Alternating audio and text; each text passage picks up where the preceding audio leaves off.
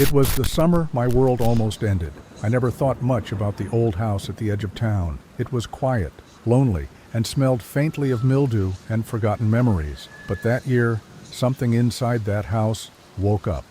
And it didn't want me to leave. It started innocently enough. I was 10 years old, spending the summer with my grandparents in their crumbling house, hidden deep in the woods. A small, eerie place that had stood for generations, far away from the rest of the town. I remember how the house would creak and moan at night, like it was alive, how the wind outside would whistle through the cracks in the walls, sending shivers down my spine, even when the air was still.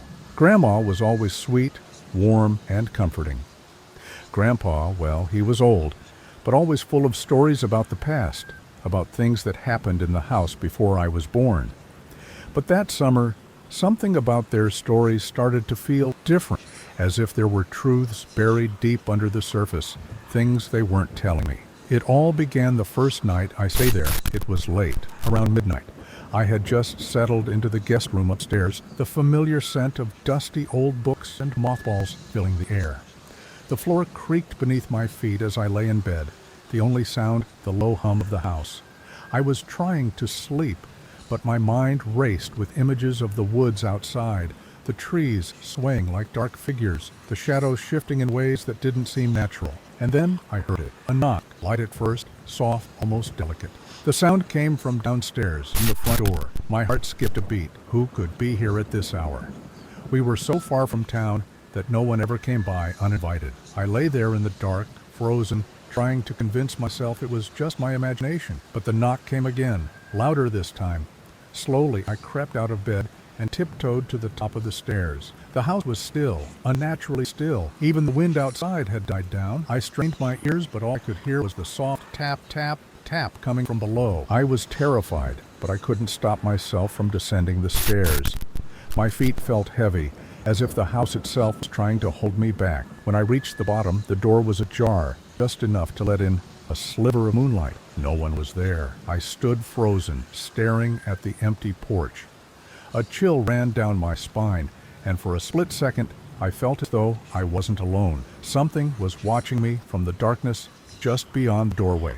I quickly shut the door and locked it, but the air in the house felt different now, thicker, colder. It wasn't just the wind, it was something else, a presence. Something was here. The next day, Grandma seemed off. Her eyes were clouded, distant, and she moved slower than usual. She'd always been a bit frail, but today she looked as if she was being pulled by something invisible. She told me she'd be in the kitchen preparing lunch, but when I walked by, I couldn't help but glance inside.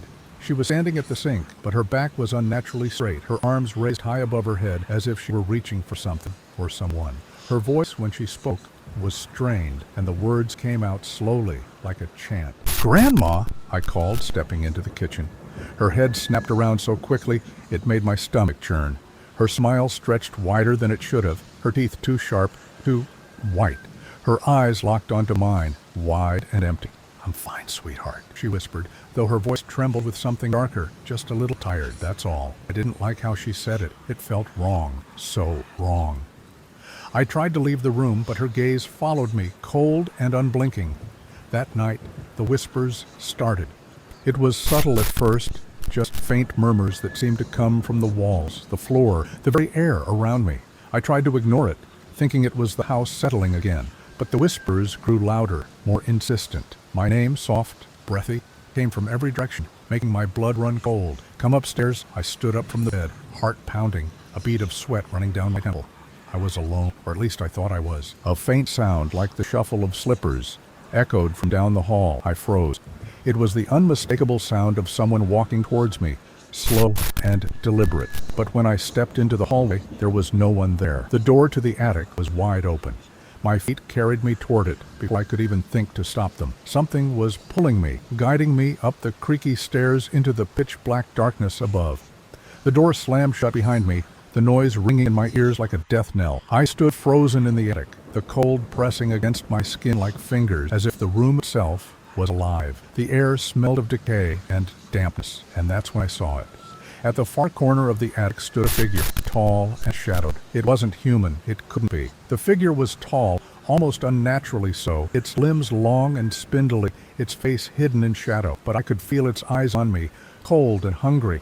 I wanted to scream. No sound came out. The figure moved closer, its breath ragged, uneven. I backed away, but something in the room, some invisible force, kept me rooted to the spot. And then I saw it. Grandma's voice echoed through the attic, but it wasn't her anymore. It was something else, something far worse. "She's here, waiting for you," it hissed, its voice distorted, like 1,000 voices speaking at once. Suddenly, the floorboards creaked behind me. Grandpa stood there, or at least I thought it was Grandpa. His face was pale, his eyes hollow, his body stiff and jerky. His hands reached out toward me, but they were not his hands. They were something else, something inhuman.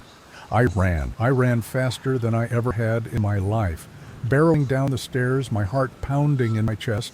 I didn't dare look back, but the feeling of eyes on me was constant, heavy.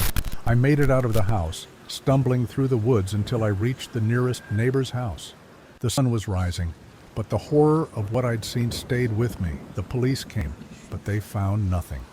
No strange figures, no shadows in the attic, just an old house left behind as if nothing ever happened. But I know what I saw. I know what waited for me in that house. And every year when I close my eyes, I hear the whispers again, come back and see us." And I wonder if it's still there, waiting. If you want to hear more terrifying true stories like this, make sure to check out the next video on my channel. The horrors lurking in these tales are far from over.